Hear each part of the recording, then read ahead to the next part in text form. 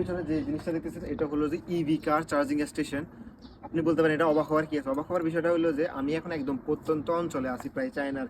আমি ধরতে গেলে আমার ইউনিভার্সিটি থেকে অনেক দূরে একটা গ্রামে আছি। এই জায়গাও মানে আমি এরকম একটা কার চার্জিং স্টেশন দেখে অবাক। কারণ অবাক হওয়ার কিছু নেই, কারণ এই যে গ্রাম দেখতেছেন, গ্রামের মধ্যে বাড়িঘর আছে, সবার মধ্যে গাড়িও আছে। এখানে যে আমার পাশেই দেখতেছেন কয়েকটা গাড়ি অলরেডি চার্জে দেওয়া।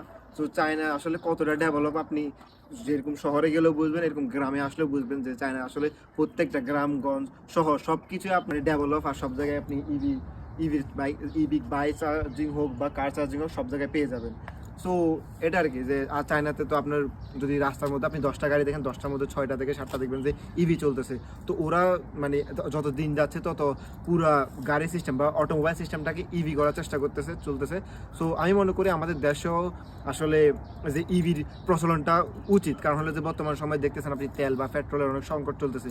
তো ইভি থাকলে আসলে ওই জিনিসটা আপনি চার্জ দিয়ে বাইক অথবা আপনার কার ইউজ করতে পারতেছেন। আপনি তেল বা পেট্রোলের জন্য ঘন্টার পর ঘন্টা লাইনে দাঁড়িয়ে থাকতে হচ্ছে না পেট্রোল পাম্পে। এছাড়াও ইভি হলো একটা পরিবেশ বান্ধব গাড়ি। তো ইভি চালালে বা ইভি যেগুলো ইউজ করে এগুলো আসলে তেমন কোনো ধোঁয়া থাকে না।